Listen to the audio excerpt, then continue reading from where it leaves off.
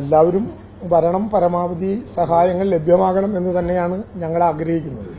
ദേശീയ ദുരന്തമായി പ്രഖ്യാപിക്കണം എന്ന് ഞങ്ങൾ പറഞ്ഞത്, അതായത് ഈ L3 ബാച്ചിൽപ്പെട്ട ഡിസാസ്റ്റർ ഓഫ് സീവിയർ നേച്ചർ എന്ന വിഭാഗത്തിൽ പെടുത്തണം എന്ന് ഞങ്ങൾ പറഞ്ഞത് ഏതെങ്കിലും വിധത്തിൽ ഞങ്ങൾക്ക് വേണ്ടിയല്ല, നമുക്ക് വേണ്ടിയാണ്. ഈ ദുരന്തത്തിൽ പെട്ടുപോയ ആളുകൾക്ക് കൂടുതൽ സഹായങ്ങൾ കിട്ടാനും ദുരന്തത്തിന്റെ ഭാഗമായി രൂപീകരിക്കപ്പെടുന്ന ഒരു പുതിയ ടൌൺഷിപ്പ് എന്ന ആശയം കുറച്ചുകൂടി സമൂർത്തമാക്കാനും വേണ്ടിയാണ്. അപ്പം അതുകൊണ്ട് ഞങ്ങൾ അഭ്യർത്ഥിക്കുകയാണ്, പ്രധാനമന്ത്രി വരട്ടെ, ഇതൊക്കെ കാണട്ടെ.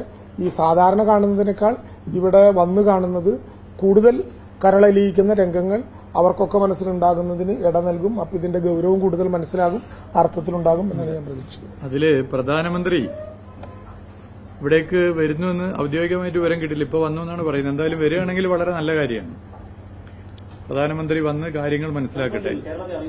നേരത്തെ കേന്ദ്രമന്ത്രി ഇവിടെ വന്നിരുന്നു, മറ്റു പലരും വന്നിരുന്നു.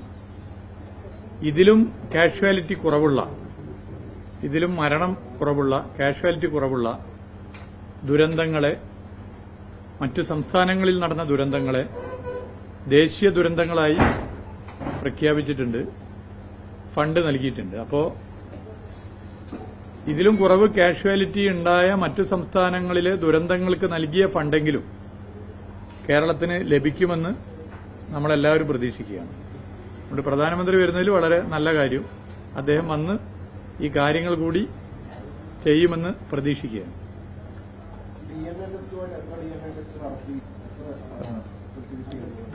ഈ ബോഡി പാർട്ടുകൾ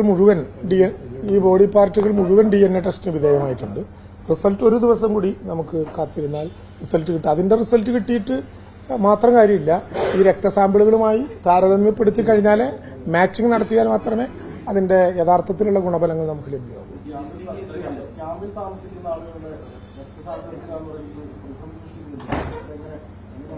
അല്ല, പ്രതിസന്ധി എന്ന് പറഞ്ഞാൽ അതിലും മിസ്സിംഗ് ആയ ആളുകൾ ഉള്ളവരുടെ രക്തസാമ്പിളുകൾ എടുക്കുകയല്ലാതെ മറ്റു മാർഗ്ഗമില്ല.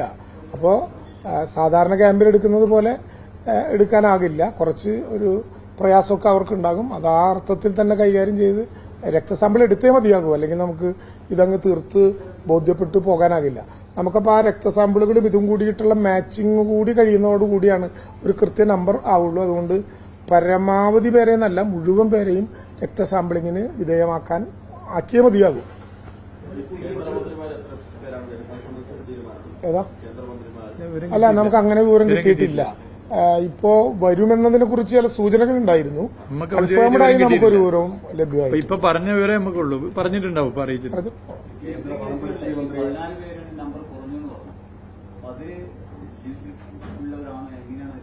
ഏതാ?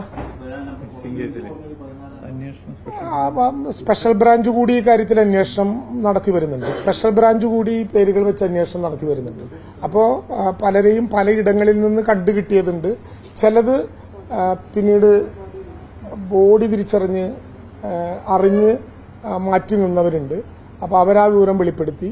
അപ്പോൾ അത് നമ്മുടെ കയ്യിൽ മിസ്സിംഗ് ആയിട്ടായിരുന്നു കിടക്കുന്നത്. പക്ഷെ അവർ പറഞ്ഞു ഞങ്ങൾ ബോഡി തിരിച്ചറിഞ്ഞതാണ്, ഞങ്ങൾ പിന്നെ ആ വിധത്തിൽ കണ്ടതാണ്. ഇങ്ങനെയുള്ള രണ്ടും കൂടിയിട്ടുള്ള അറിവുകൾ കൊണ്ടാണ് 14 കുറഞ്ഞത്. കുറച്ചുകൂടി കുറയുമെന്നാണ് ഞങ്ങൾ പ്രതീക്ഷിക്കുന്നത്. ആളുകൾ ഈ ലിസ്റ്റ് കണ്ടുവരുന്നേ ഉള്ളൂ. മാധ്യമങ്ങൾ ഇത് പ്രസിദ്ധീകരിച്ചു എന്ന വാർത്ത കൊടുത്തതോടുകൂടി ധാരാളം വിളികൾ വരുന്നുണ്ട്, ധാരാളം പോയിന്റുകളിൽ അന്വേഷണം വരുന്നുണ്ട്. ക്യാമ്പുകളിലേക്കൊക്കെ ഞങ്ങൾ ഈ ലിസ്റ്റ് ഇപ്പോൾ ഇന്നത്തെ യോഗത്തിന് ശേഷം കൊടുത്തയച്ചിട്ടുണ്ട്. അപ്പോൾ ആ കമ്മ്യൂണിക്കേഷൻ കൂടി കഴിയുന്നതോടുകൂടി കുറച്ചുകൂടി കാര്യങ്ങൾ നമുക്ക് മനസ്സിലാവും.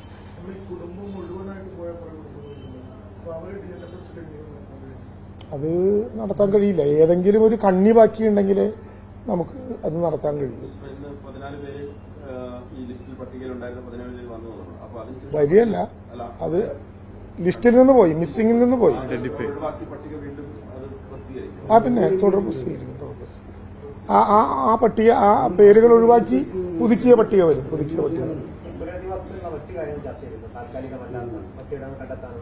അല്ല, അത് ഒന്ന് ചർച്ച ആരംഭിക്കാൻ പോകുന്നതാണ്. മുഖ്യമന്ത്രി ഒരു ആശയമാണ് വെച്ചിട്ട്, ഒരാഴ്ചയല്ലേ കഴിഞ്ഞുള്ളൂ. നമ്മൾ ഈ നടപടിക്രമങ്ങളെ ഒന്ന്, നമ്മളെല്ലാവരും മനുഷ്യന്മാരാണ്, നിങ്ങളുടെയൊക്കെ മുഖം കണ്ടാലും നമുക്ക് മനസ്സിലാവും എത്ര ദിവസത്തെ കഠിനാധ്വാനത്തിന്റെ ബലമായിട്ടാണ് നമ്മൾ ഇരിക്കുന്നത്. നമ്മൾ ഉറങ്ങിയ സമയങ്ങൾ എത്ര കുറവാണ്. അപ്പോൾ എല്ലാം കൂടി ഒറ്റയടിക്ക് ആകില്ല. എന്തായാലും ആദ്യഘട്ടം വേണ്ടത് സ്ഥലം കണ്ടെത്തലാണ്. അതിനുള്ള നടപടി ആരംഭിച്ചു കഴിഞ്ഞു. റവന്യൂ വകുപ്പ് അതുമായി ബന്ധപ്പെട്ട് വയനാട് ജില്ലയിൽ അതിനുള്ള നടപടി ആരംഭിച്ചു കഴിഞ്ഞു. ദയവായി ഇനി ഓരോ മിനിറ്റിലും കാണുമ്പോൾ സ്ഥലം എവിടെയാണ്, കണ്ടെത്തിയ സ്ഥലത്തിന്റെ സൂചന തരാമോ, ക്ലൂ തരാമോ ഒന്നും ചോദിക്കണ്ട. ഇതൊന്നും രഹസ്യമല്ല. ഞങ്ങൾ അന്വേഷിക്കുന്നു. ഏറ്റവും ഉത്തരവാദിത്തപ്പെട്ട സ്ഥലം കിട്ടും. ഏറ്റവും അറിയിക്കേണ്ട സമയത്ത് ആ കാര്യം ബന്ധപ്പെട്ടവരെല്ലാം അറിയിക്കുകയും ചെയ്യും. കഴിഞ്ഞ 2 ദിവസമായിട്ട് ആളുകൾ ചോദിക്കുന്നുണ്ട് ഇങ്ങനെ എന്തെങ്കിലും ഒരു ക്ലൂ, പ്രദേശത്തെ എന്തെങ്കിലും. അങ്ങനെ ഒരു വാർത്താക്ഷാമം നമുക്കിപ്പോൾ ഇല്ല. ധാരാളമായ വിവരങ്ങൾ നമ്മൾ കൊടുത്തുകൊണ്ടിരിക്കുന്നുണ്ട്. റൈറ്റ് വേയിലാണ് നമ്മുടെ പോക്ക് എന്ന് മാത്രം കരുതിയാൽ മതി. അതിന് ഒക്കെ പ്രത്യേക ഉദ്യോഗസ്ഥന്മാരെ വെച്ചിട്ടുണ്ട്. നമുക്ക് ലഭ്യമാകുന്ന സംഭാവനകൾ ഉൾപ്പെടെ പ്രത്യേകമായി കോർഡിനേറ്റ് ചെയ്യുന്നതിന് വേണ്ടി ലാൻഡ് റവന്യൂ കമ്മീഷണറേറ്റിലെ ജോയിന്റ് കമ്മീഷണർ, നേരത്തെ വയനാട് കളക്ടറുമായിരുന്ന ഗീത EASനെയും പ്രത്യേകമായിട്ട് ചുമതലപ്പെടുത്തിയിട്ടുണ്ട്. അവരും ഈ കാര്യം നിയന്ത്രിക്കുന്നുണ്ട്. ഇവിടത്തെ ഒരു പ്രത്യേകത, എല്ലാം സൈമിൾട്ടേനിയസ് ആയി പോകാൻ കഴിയുന്ന വിധത്തിൽ ഓരോ ചെറിയ കാര്യത്തിനും ക്യാമ്പുകൾക്ക് ആളുണ്ട്, അവിടെ നടക്കുന്ന അന്വേഷണങ്ങൾക്ക് ആളുണ്ട്, അവിടുത്തെ രജിസ്ട്രേഷൻ ആളുണ്ട്, ഭക്ഷണം കൊടുക്കുന്നതിന് ആളുണ്ട്. ഇങ്ങനെ ഓരോ ചെറു കാര്യങ്ങൾക്കും വളരെ ഉന്നതരും വളരെ ഉത്തരവാദിത്തപ്പെട്ടവരുമായിട്ടുള്ള ഉദ്യോഗസ്ഥന്മാരെ ചുമതലപ്പെടുത്തിയിട്ടുണ്ട്. പാതിരാത്രി കഴിഞ്ഞിട്ടും അവരുടെ സാന്നിധ്യം ഈ കളക്ടറേറ്റിൽ കാണുന്നുണ്ട്. അത്രയും കർമ്മനിരതരാണ്. അതുകൊണ്ട് ഒരു ഗ്യാപ്പും ഉണ്ടാകില്ല. കേന്ദ്ര പരിസ്ഥിതി നമ്മുടെ നേരത്തെ സീനിയർ മിനിസ്റ്റേഴ്സ് എല്ലാം മറുപടി കൊടുത്തതാണ്. വീണ്ടും രാജ്യസഭയിൽ അത് ആവർത്തിച്ചിരിക്കുകയാണ്.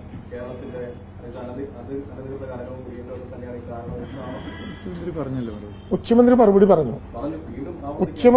പറഞ്ഞു. ഞാൻ പറയട്ടെ, മുഖ്യമന്ത്രി മറുപടി പറഞ്ഞു. അതാണ് കേരളത്തിന്റെ നിലപാട്. ഒരു നിലപാടാണ് കേരളം അറിയിക്കുക. ആ നിലപാട് കേരളം അറിയിച്ചു കഴിഞ്ഞു. പിന്നെ ആത്മാഭിമാനം അവരവർക്കാണ് ഉണ്ടാകേണ്ടത്. പറയുന്നത് ശരിയാണോ എന്ന് ആത്മപരിശോധന നടത്തേണ്ടതും അവരവരാണ്.